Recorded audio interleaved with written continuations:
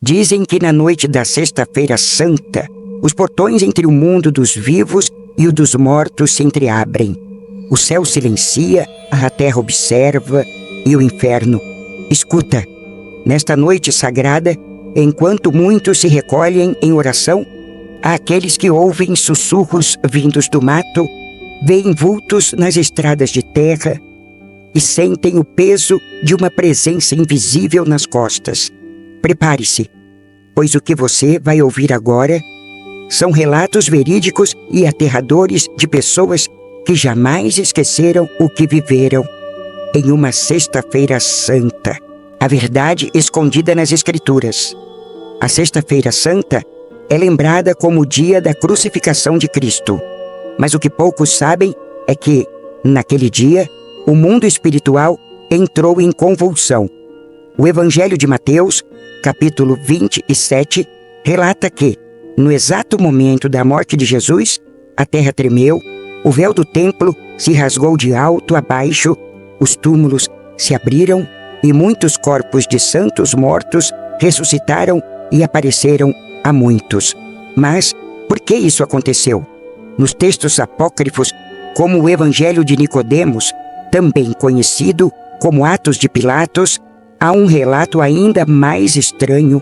Quando Jesus desceu ao Hades após sua morte, o inferno tremeu diante dele, as cadeias se romperam e prisioneiros antigos foram libertos.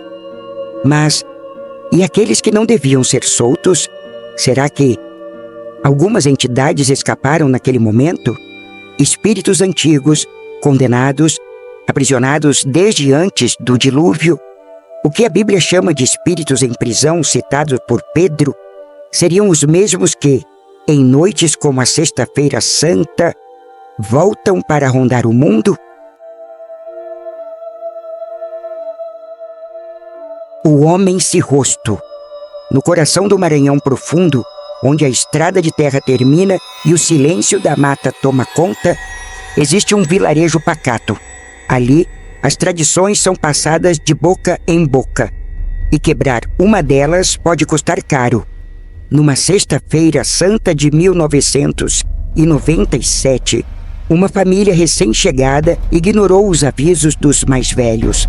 Enquanto os moradores jejuavam e mantinham as casas em silêncio, aquela família fazia o contrário. Varreram o chão, martelaram tábuas, acenderam fogo no fogão a lenha para fazer doce.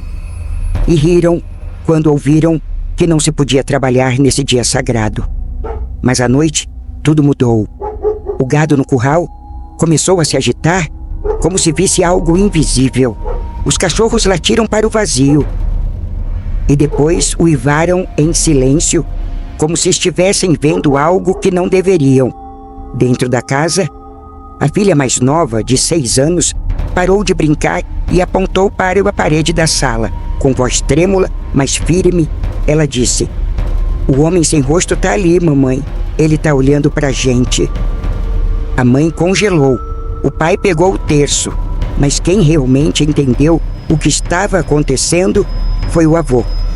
Nascido e criado ali, ele se levantou da cadeira e falou com a voz pesada: "Vocês quebraram o silêncio. Agora, só resta rezar." Naquela noite, ninguém dormiu. A vela na sala apagava sozinha. As sombras nas paredes se moviam sem explicação. Às 3 horas da madrugada, os animais ficaram em silêncio de novo. E quando o dia amanheceu, a casa parecia mais fria, mais vazia, como se algo tivesse passado por ali e deixado um rastro invisível. A partir daquele dia, a família nunca mais ousou desafiar as tradições da Sexta-feira Santa e até hoje ninguém fala muito sobre o homem sem rosto. Só se escuta o aviso repetido de geração em geração: não se varre, não se bate, não se acende fogo. Na Sexta-feira Santa, o silêncio é proteção. A Estrada das Almas. Na zona rural de Minas Gerais, há uma estrada conhecida como o Caminho das Almas. Dizem que ninguém deve andar por ela na Sexta-feira Santa após as 23 horas. Uma jovem voltava da casa da avó quando viu um senhor já com idade avançada, todo vestido de branco, pedindo carona. A jovem, com pena do idoso sozinho, ali tarde da noite, resolveu parar e o homem entrou. Não disse uma palavra durante o caminho todo. Quando chegaram à curva da estrada, ele simplesmente não estava mais lá. No relato, a jovem disse: "Foi como se o banco do carro nunca tivesse sido ocupado, mas o cinto estava preso. Até hoje, eu evito dirigir nessa estrada à noite." O véu e o rosto. Em uma antiga capela no interior de São Paulo, durante a Sexta-feira Santa, os fiéis têm o costume cobrir todas as imagens sagradas com véus pretos, um símbolo de luto e respeito. Mas naquela noite, em 1998, algo aconteceu. Um jovem coroinha, curioso, entrou sozinho na igreja, decidiu puxar um dos véus e o que viu não era a imagem de Cristo. O rosto havia mudado. Era um rosto feminino, pálido, com os olhos completamente escuros. Ele ficou paralisado. Aquilo o encarava. E então, apavorado, ele largou o véu no chão e saiu correndo, sem olhar para trás, com o coração disparado e as mãos geladas. Na manhã seguinte, ainda tomado pelo medo, contou tudo ao padre da paróquia. O sacerdote, com expressão grave, fez silêncio por alguns instantes. Em seguida, com a voz firme, olhou nos olhos do coroinha e disse em tom de sermão: "Na Sexta-feira Santa, todas as imagens são cobertas porque o mundo mergulha no luto. É o dia em que Cristo morre. O véu representa o silêncio de Deus, a ausência da luz, o peso do pecado da humanidade. Quem ousa levantar esse véu não descobre apenas uma imagem, mas pode revelar o que está por trás do mundo visível. E nem tudo o que se revela vem de Deus." Desde aquela noite, ninguém mais entra na capela após o pôr do sol na Sexta-feira Santa. E em certas madrugadas, mesmo com a igreja trancada, os moradores juram ver uma sombra olhando pelas janelas.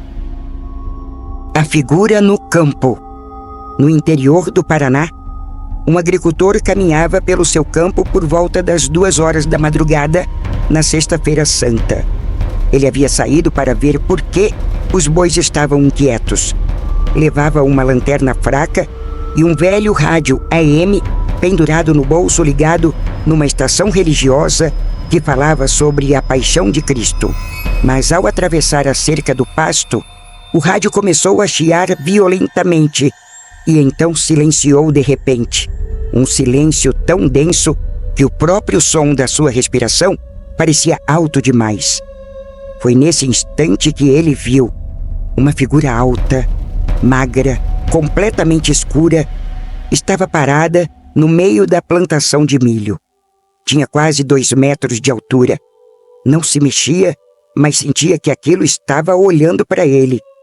O gado começou a correr em círculos desesperadamente, como se estivessem sendo caçados por algo invisível.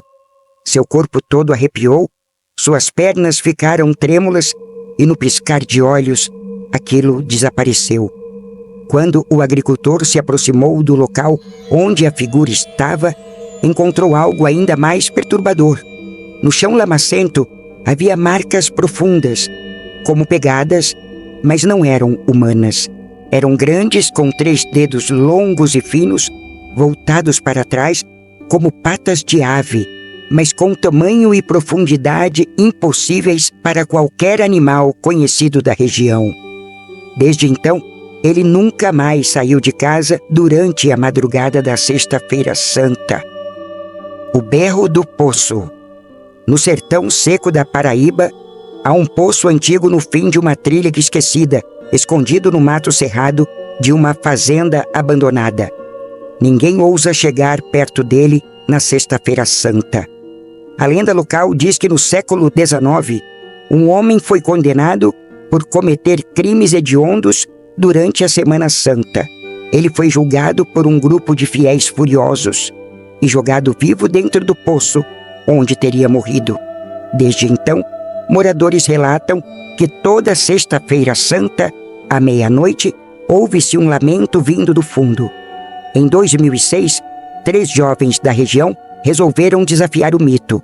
Levaram uma câmera, lanternas e um celular. Chegaram ao poço exatamente à meia-noite. No começo, tudo parecia normal. Foi aí que ouviram um barulho.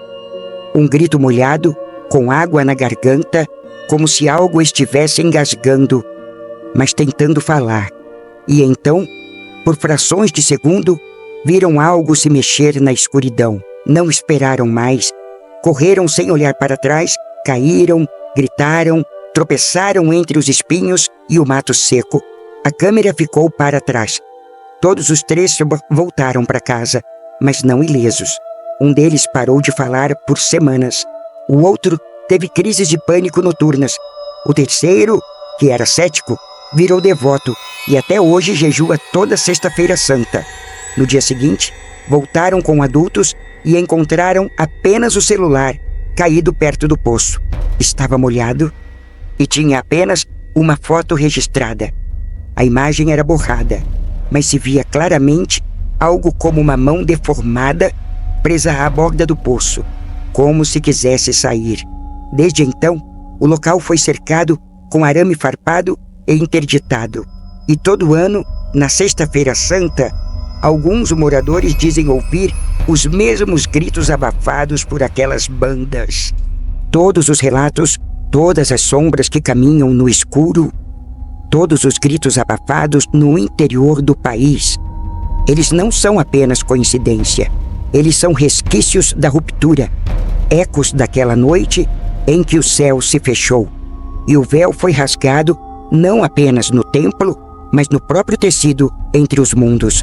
Desde então, a cada Sexta-feira Santa, algo se abre, algo espreita, algo volta.